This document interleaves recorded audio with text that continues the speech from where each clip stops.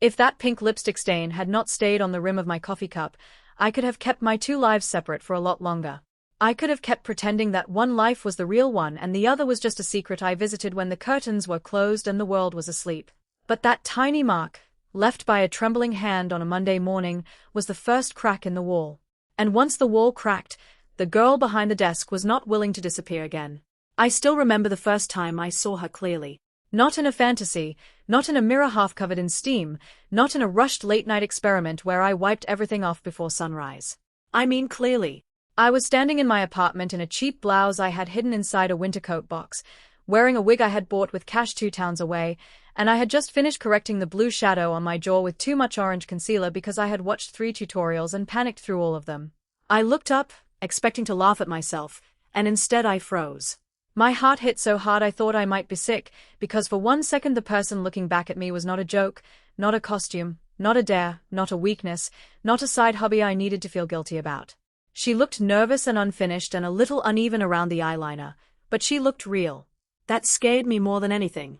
I told myself it would stay private. I told myself I was only curious. I told myself that a lot of men experimented, a lot of people played with presentation, and it did not have to mean anything bigger than that. But secrets have gravity. The more honestly they reflect you, the more they pull at you. Soon it was not enough to put on a dress once a month and stare in the mirror. I wanted to know how to move in it. I wanted to know why some fabrics made me feel elegant and others made me feel like I was hiding.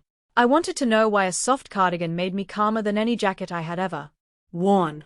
I wanted to know why crossing my legs no longer felt like imitation but relief. The dangerous part was not the clothes. The dangerous part was how peaceful I felt when I stopped fighting myself. That kind of peace becomes addictive fast.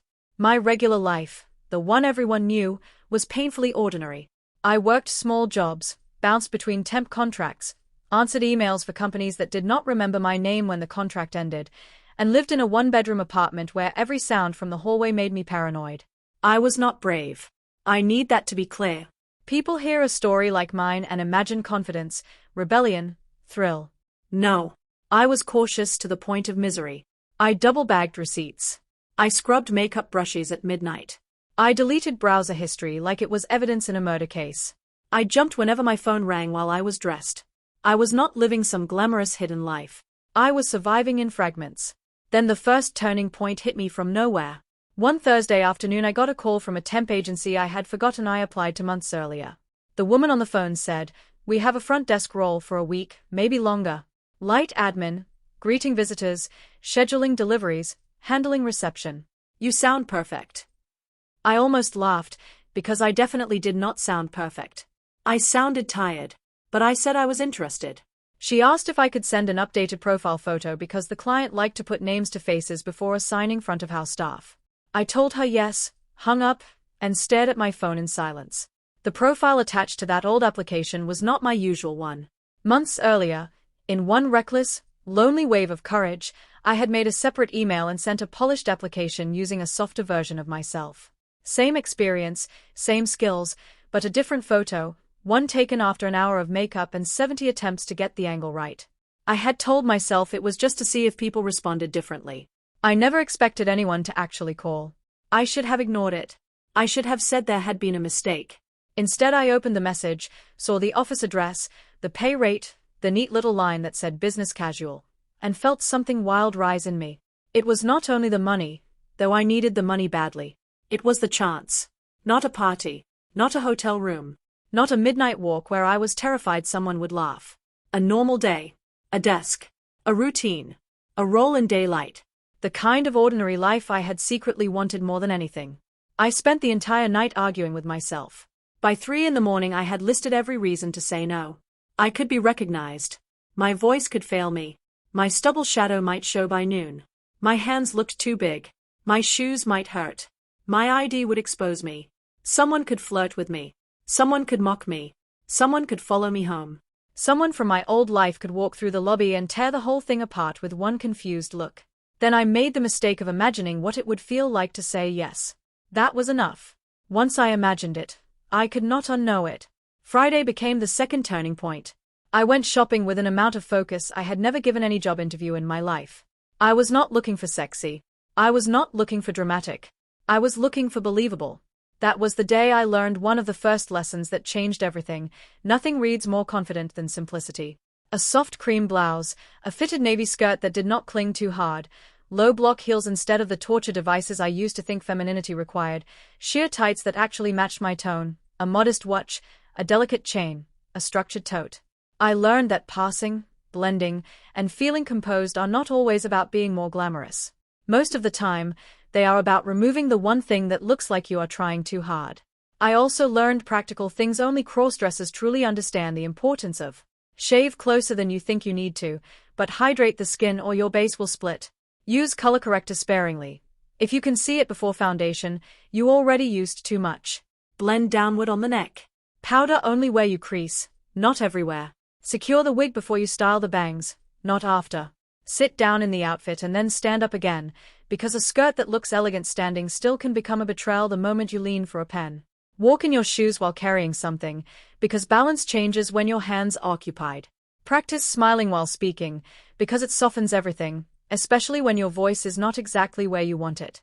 I am telling you this because none of the magic came from magic. It came from detail. It came from trial, embarrassment, correction, repetition. It came from wanting the outside to stop arguing with the inside, even for a few hours. On Sunday night I laid everything out with a precision that felt holy. Blouse pressed. Skirt hung. Tights folded inside shoes. Backup lipstick in the bag. Safety pins. Nail glue. Breath mints. A compact mirror. Makeup remover wipes in case of disaster. Flat shoes for the commute. I hardly slept. Monday morning arrived like a judgment. When I finally stepped out of my apartment building dressed as her in daylight, I thought every window could see through me. Every parked car looked like a witness. The air felt too bright. My knees actually shook. I kept my head slightly down. Not enough to seem suspicious, just enough to keep from making eye contact. I made it to the train station convinced my heartbeat was visible through my blouse. Then the third turning point happened in the most casual way possible. A woman hurrying past me held the station door and said, "After you, miss." Miss. Not because she was playing a joke. Not because she was being cruel. Not because she had figured me out and wanted to see me squirm. She said it because she believed it. Or at least she accepted the picture in front of her without question. And I swear to you, that single word did more to transform me than all the makeup in my bathroom. I walked through that door like I had just been handed a passport to a country I had dreamed about but never dared visit. The office was elegant in that quietly expensive way that makes you want to lower your voice without being told. Frosted glass, brushed steel, tall plants, soft gray carpet that swallowed footsteps. The reception desk sat under a gold company logo, curved and spotless, like a stage pretending not to be one. I introduced myself to the floor manager with the name from the profile. She smiled, handed me a visitor policy sheet, a temporary badge, and a headset, and then said the line that nearly made my knees give out. "You'll be perfect out front." No one had ever said anything like that to me before. I wish I could tell you I relaxed then. I did not. The first hour was brutal. My hands were stiff. My smile felt pasted on. My voice came out too low the first few times, and I corrected so suddenly that it almost squeaked. I dropped a pen. I nearly called a courier, sir, and then panicked because I thought maybe I had used the wrong tone. I became hyper-aware of every movement. How I sat, where my elbows went. Whether I tucked hair behind my ear naturally or like I was performing femininity for an invisible examiner. But survival teaches speed. By mid-morning I found a rhythm. "Good morning, welcome in. One moment, let me call upstairs. Please sign here. Can I offer you water while you wait?" The desk gave me rules, and rules gave me somewhere to stand. I did not have to invent myself from nothing. I only had to inhabit the space. Then came turning point number 4, the first real test. Around 11, the operations director came downstairs with a stack of forms and said HR needed a copy of my identification for payroll processing. My skin went cold. I knew this was possible. I had rehearsed scenarios. Still, hearing it said out loud felt like the floor shifting under me. I smiled, said of course, and bought myself time by offering to scan it later when the lobby was quieter. For the next 20 minutes I could barely hear anything over the rush in my ears. I had brought my legal ID, and it did not match the name on the badge or the face at the desk. Not fully. Not safely. I thought it was over.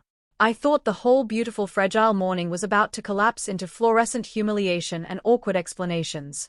Then the floor manager came back down, glanced at the clock, and said HR had left early for an off-site meeting and payroll paperwork could wait until Wednesday. That was it. A sentence. A delay. A tiny administrative accident. But in my life at that point, luck felt supernatural. I did not waste it. On my lunch break, I locked myself in a restroom stall, pressed my back against the door, and laughed into my hand so I would not cry loud enough for someone to hear. That was the moment I should have walked away while I still could. Instead, I reapplied lipstick, fixed the edge of my wig near my temple, and went back to the desk even more determined than before. By Tuesday, people started treating me like I belonged there. That sounds simple. It was not. Belonging is intoxicating when you have spent years standing on the edge of your own life. The mailroom guy started leaving packages in neat stacks because he said I liked order. The sales team waved when they rushed through the lobby. One of the executives asked if I preferred tea or coffee because he saw me always choose tea. A woman from accounting complimented my blouse and asked where I bought it. I made up a store name in panic and then found it online later so I would not be caught in the lie if she asked again. That is how badly I wanted the illusion to survive. Then came turning point number 5, and it arrived in the form of a woman named Lena. Lena worked in client relations and had the kind of confidence I used to think only existed in television shows. Not loud. Not arrogant. Just settled. She noticed everything without looking like she was trying. On Tuesday afternoon, she leaned on the desk while waiting for a car service and said, "First week." I nodded. "You're doing well," she said. Most temps either overtalk or freeze. You do neither. I thanked her and probably blushed through my foundation. Then she looked at me for 1 second longer than comfort allowed and said, very gently, "But if you want a tip, loosen your shoulders." People trust the desk more when the woman behind it looks comfortable being seen. I felt that line somewhere deep. Comfortable being seen. She said it like a general office note. She had no way of knowing it landed like a confession. After that, she became my accidental mentor. Not in some dramatic, mover-like way. In tiny practical ways that mattered more. She showed me how the senior partners liked messages formatted. She warned me which clients needed extra warmth and which preferred efficiency. She adjusted the angle of the guest chair because she said people opened up more when they were not facing the desk head-on. She even once reached over and tapped my compact powder before a meeting, saying, "Only the center. Leave the rest alive." That advice improved my makeup more than half the tutorials I had watched. And because I know who this story is for, let me tell you something important. Sometimes the best lessons in feminization do not come from imitation. They come from observation. Women who move through the world with ease are constantly managing comfort, space, tone, timing, boundaries, and presentation all at once. Not because they are acting. Because they have practiced since childhood in ways many of us never got to. I learned more from watching how Lena paused before answering a rude question than I did from hours of practicing gestures in the mirror. Femininity, or at least believable public femininity, is often less about large movements and more about tiny calibrations. By Thursday, I had started to understand the power of the desk itself. When you are behind a reception desk, people reveal themselves fast. The impatient show you their impatience. The charming show you their performance. The insecure overshare. The rude test boundaries. The kind become even kinder when they sense nervousness. I was seeing the whole office through a frame, and from that frame I was also learning how I was seen. And for the first time in my life, being seen did not always feel like danger. Which is exactly why turning point number 6 hurt so much. That Friday, just before noon, a delivery driver walked in carrying 3 floral arrangements for a client event. I stood to direct him toward the conference suite, and as he turned, he looked right at me and said, "Sorry, mate, can you just sign this?" Mate. One word, but it sliced straight through all the fragile confidence I had. Built all week. I do not even know if he meant anything by it. Some men say mate to everyone. Some people throw masculine language around carelessly. But once the word hit me, everything wobbled. My face went hot. My throat tightened. Every doubt I had been pushing down came rushing back at once. Was the wig wrong? Did my jaw show? Was my voice slipping more than I realized? Had everyone only been polite? Was I ridiculous? Was the whole office laughing privately every time I turned away? I signed the form with a hand that nearly shook. For the next hour I felt like a fraud wearing expensive mascara. Then Lena came by on her way out for lunch, took one look at me, and asked if I was okay. I almost lied. Instead I whispered, "Do I look obvious?" She blinked. "Obvious how?" My brain stopped. I had not planned for that answer. I had expected reassurance or polite confusion, not a question that forced me to hear my own fear. I tried to recover and muttered something about looking awkward, but she kept watching me with that calm focus of hers and then said, "You look nervous, not obvious. There's a difference. Most people only notice what you teach them to notice." That sentence changed my life. Most people only notice what you teach them to notice. I repeated it like prayer. I still do sometimes. Because it is true far beyond presentation. If you move through the world apologizing for yourself, people begin scanning for the reason. If you move through the world like you have the right to occupy your own outline, many of them accept it and move on. Confidence does not fix everything. Let us be real. Safety, context, features, voice, environment, luck, class, race, all of it matters. But confidence changes the conversation before it starts. The front desk role got extended another week. Then another. I told myself each extension would be the last. Each time they asked, I said yes before fear could catch up. By the third week I had a routine so refined it almost felt natural. I woke early enough to avoid rushing the shave. I learned which primer actually controlled texture and which only promised to. I timed my train so I could take the less crowded carriage. I carried a scarf for the commute because it softened my silhouette and hid my neckline if I felt vulnerable. I discovered that lip liner was less about bigger lips and more about stability. I learned to lower my chin slightly when laughing because it helped the camera on the security gate catch a more flattering angle. I learned the office bathroom with the quietest hand dryers. I learned that if I wanted my voice to stay consistent, I needed to breathe lower and speak slower, not force it higher. Performance without breath always cracks under pressure. And pressure arrived, as it always does, in the exact form you fear most. Turning point number 7 walked straight through the revolving doors wearing a leather jacket I recognized from 6 years earlier. His name was Ame. We had gone to school together. Not best friends, not enemies, but close enough that he had once spent an entire summer in and out of my house playing video games and eating whatever my mother cooked. He knew my old laugh. He knew the scar on my wrist from falling off a bike at 13. He knew the shape of my face before I ever learned how to contour it. The moment I saw him, all the blood seemed to leave my body. He did not recognize me immediately. Thank God for that. He was there for a meeting with one of the partners and was distracted by his phone, but when I asked him to sign in, he looked up properly. His eyes stayed on me 1 second too long. My hand tightened around the visitor tablet. I could hear my own pulse in my ears. For a terrible moment I thought that was it. I thought he would say my old name out loud in the middle of the lobby and everything would detonate. Instead he frowned lightly, as if trying to place me, and then smiled. "You look familiar," he said. This is the kind of moment people think they can predict from the outside. Fight, flee, confess, deny. In reality, your body decides before your mind does. Mine chose grace under terror. I smiled back, tilted my head just enough, and said, "I get that a lot. Maybe I just have one of those faces." He laughed. Then he signed in and walked away. I almost collapsed. But the real twist came later. After his meeting, he stopped again at the desk and said, "Sorry, this is random, but did you ever live near Westfield Road?" My stomach dropped. That was my old neighborhood. I could have panicked. I could have shut down. Instead, I did the boldest thing I had done in my life so far.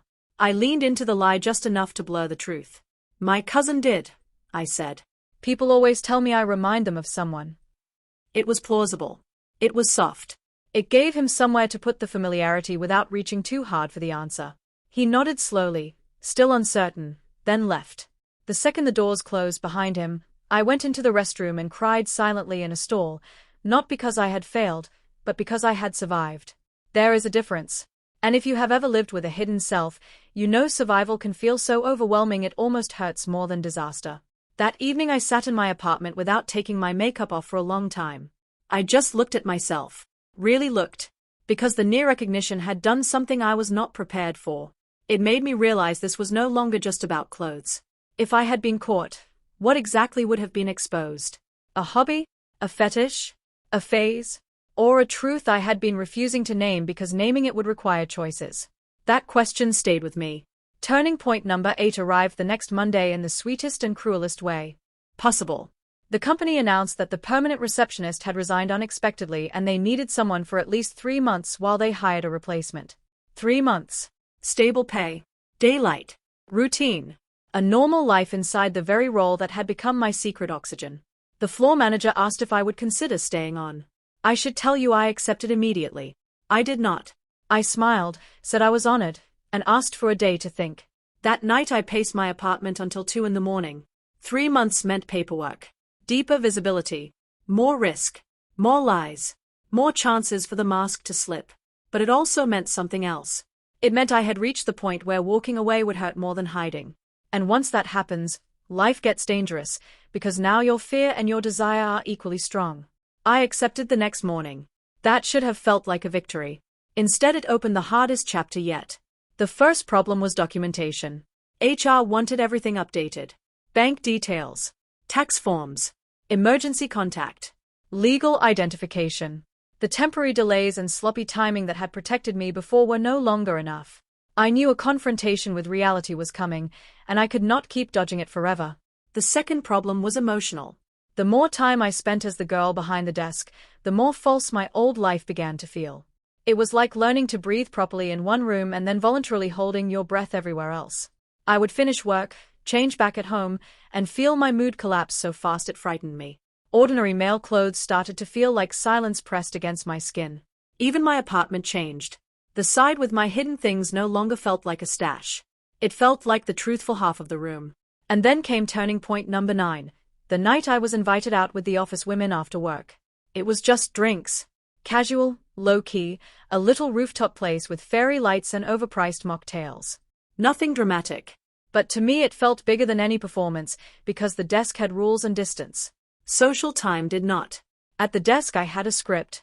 At the bar I would only have myself. I almost said no. Then Lena texted, "Come. You've earned one normal evening." Normal. That word again, tempting me like a forbidden country. I went. That night was the first time I stopped feeling like I was auditing womanhood from the edge and started feeling like I was participating in ordinary female space, however, imperfectly. We talked about impossible clients, bad dating stories, shoes that should be illegal, family expectations, the politics of office birthdays, and the ridiculous tax women pay in time and effort just to be read as put together. No one interrogated me. No one performed suspicion. No one asked for proof of my right to be there. I listened. I laughed. I learned. I learned how much of social comfort comes from rhythm, not from perfection. I learned that plenty of women also check mirrors too often, also panic about sweat marks, also fake confidence in bathrooms before walking back into rooms. I learned that the pedestal I had built in my head around femininity was incomplete, because it left out the ordinary mess that actually makes belonging possible. Then, halfway through the evening, one of the women asked the table a simple question. "What were you like as a teenager?" Everyone answered easily. Loud, shy, rebellious, sporty, bookish, dramatic. When it came to me, I froze. What was I supposed to say? That I spent my teenage years mastering disappearance? That I learned early how to make my body small in photographs because something about being seen as male never felt right? That I stared at girls not because I wanted them, at least not only for that, but because I wanted to understand the ease with which they occupied shapes I was told I could never have? I laughed it off and said, "Awkward. Very awkward." Everyone laughed, and the conversation moved on. But Lena looked at me again with those observant eyes, and I knew she had heard the gap between what I said and what I meant. 2 days later she asked me to join her for coffee before work. We sat in a quiet cafe where the windows fogged slightly from the espresso machine. She stirred her drink once, set the spoon down, and said, "You never have to tell me anything you don't want to. But I want you to know that whatever you're carrying, you look exhausted carrying it alone." That was turning point number 10. I wish I could say I told her everything right then. I did not. Years of fear do not disappear because someone is kind. But something in me cracked open. I told her enough. Not every detail, not every history, not every word I had been afraid to use.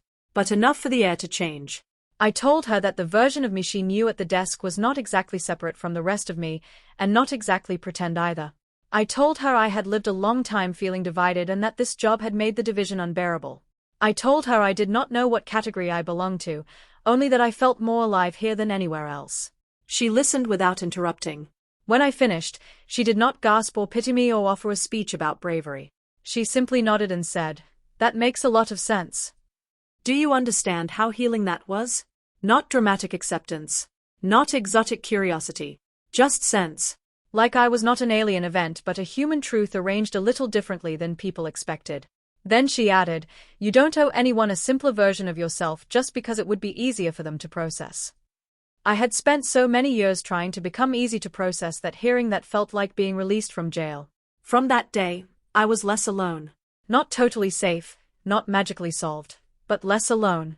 Lena became the first person in my adult life to know enough of the truth to stand beside it. She never pushed labels on me. She never treated me like a project. She just made space. Sometimes that is the most powerful thing anyone can do. Of course, life does not reward tenderness by becoming simple. Turning point number 11 came in the shape of a company-wide event. A major client visit. Senior executives. Media photos for internal branding.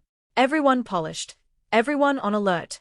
The front desk had to look perfect because it would appear in several promotional shots for the company newsletter and maybe their website. The floor manager was thrilled. I was horrified. Photos meant records. Records meant traceability. Traceability meant the possibility that someone, somewhere, from my old life would see the image and slow down long enough to notice what familiarity had almost noticed in Amir's face. I considered calling in sick. I considered quitting. I considered disappearing before they could ask questions I was no longer prepared to answer. Instead, I showed up even earlier than usual, hands shaking so badly I smudged eyeliner for the first time in weeks.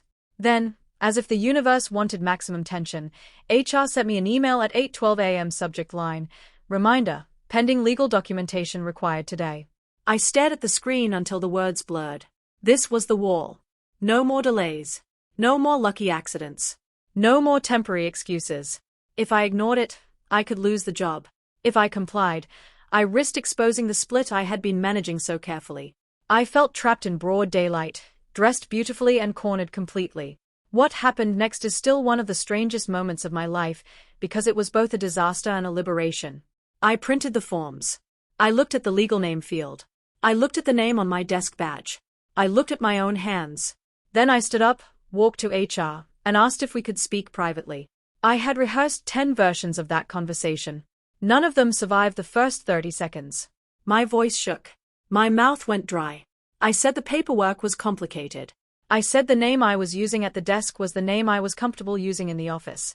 I said my legal documents had not caught up to my life. I said I understood if that created administrative issues, but I needed them to know I was not being deceptive for fun or fraud. I was trying to survive while becoming honest at a speed I could bear. The HR manager was not a saint. Let me not turn this into a fantasy. She was surprised. She was cautious. She asked procedural questions. She checked policy. She needed time. But she was also professional, and professionalism saved me. She did not drag me into public. She did not mock me. She did not call security. She did not say impossible things like "we've never dealt with this before" in a tone meant to shame. She listened, noted what she could, and said the company would need legal information for payroll, but there was flexibility regarding display name and workplace presentation as long as records were consistent internally. I almost could not believe what I was hearing. No explosion. No humiliation.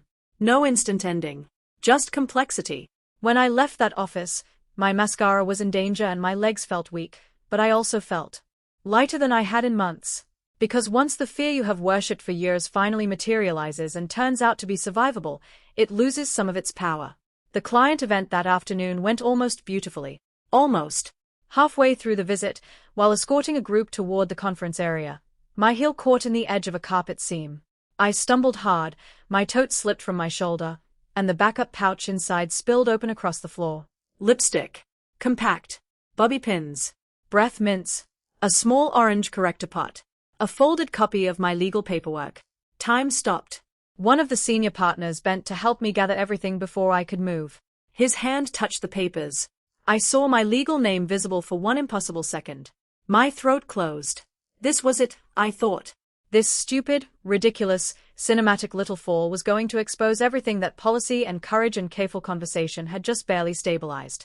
Then Lena, moving faster than anyone else, crouched. From the other side, scooped the papers first, folded them inward, slipped them back into the pouch, and laughed lightly as if this were nothing more than an everyday spill. "Classic overstuffed bag," she said, loud enough to guide the room's interpretation. Everyone smiled, sympathy replacing scrutiny, and the moment passed. I stood back up with my heart somewhere near my teeth and finished the escort like my entire body was not screaming. That was when I understood what allyship actually looks like. Not hashtags. Not grand speeches.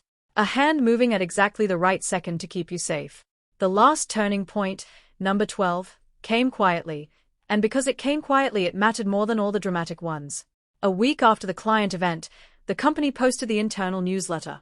There I was in one of the lobby photos, slightly turned toward a guest, smiling naturally, one hand resting on the desk, headset in place, blouse perfect under the office lights. I opened the image expecting panic. Instead I felt stillness. Not because the photo was flawless. It was not. My posture could have been better. My hair near the left temple sat a little flat. The lighting made everyone look slightly tired. But the woman in that image did not look like a costume or a lie or a dare. She looked like someone at work. Someone handling her responsibilities. Someone with a life.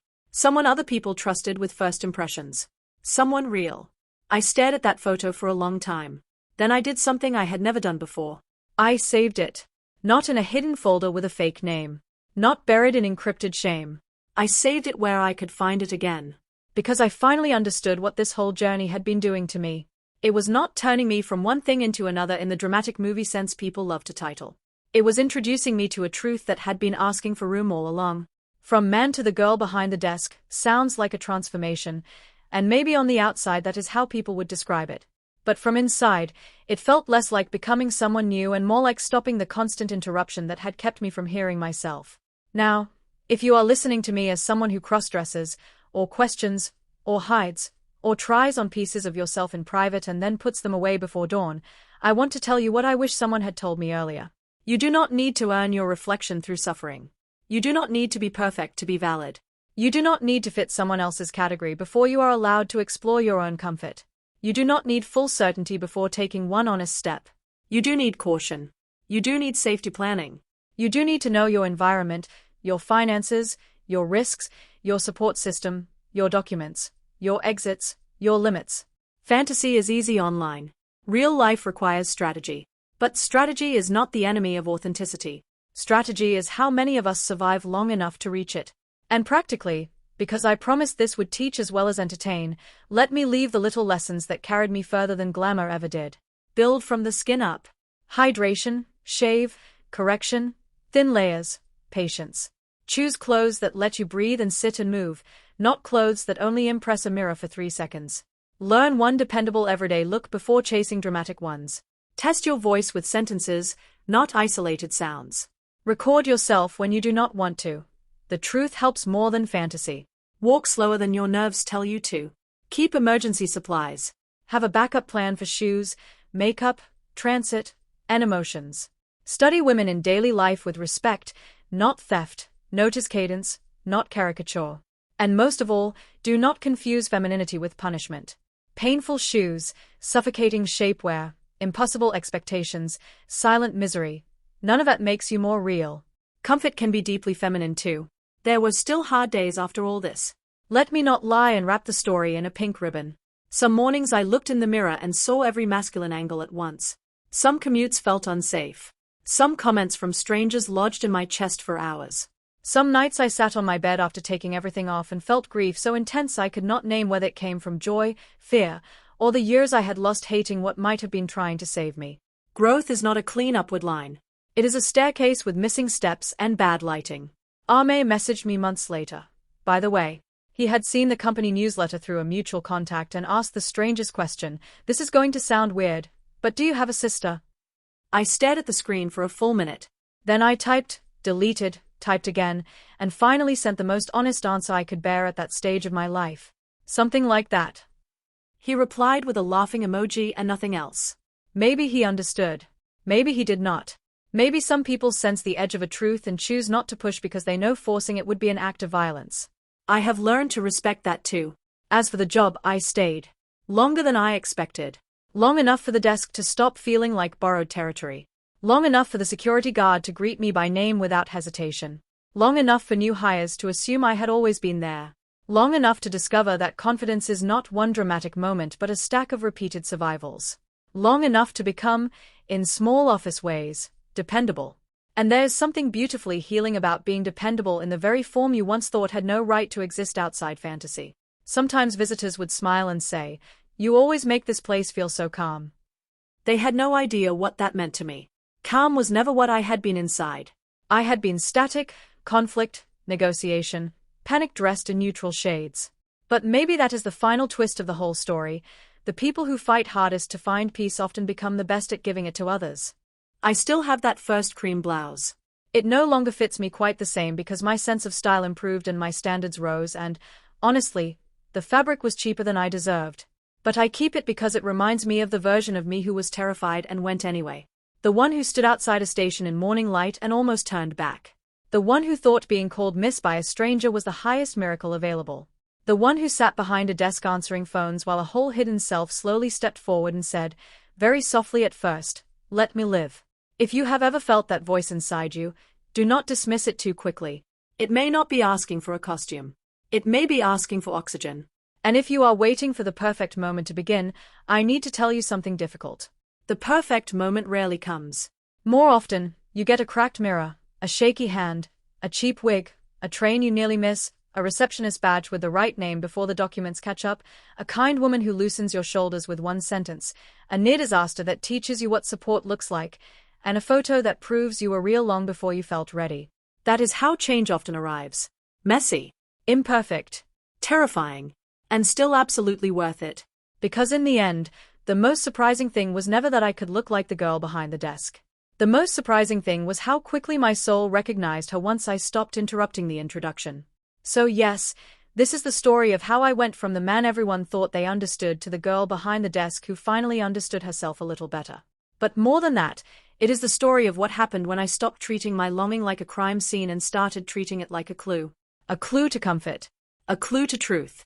A clue to the kind of life that does not leave me feeling like a guest inside my own skin. And if you have watched this far, then maybe some part of you understands exactly why that matters. Maybe you know what it is to rehearse yourself in private. Maybe you know the ache of wanting ordinary things in a form the world tells you is unusual. Maybe you know that sometimes the boldest dream is not glamour or seduction or shock. Sometimes the boldest dream is just this: to be seen in daylight, to do your job, to smile when someone approaches, to hear your chosen name spoken naturally, to exist without apology for one whole ordinary afternoon.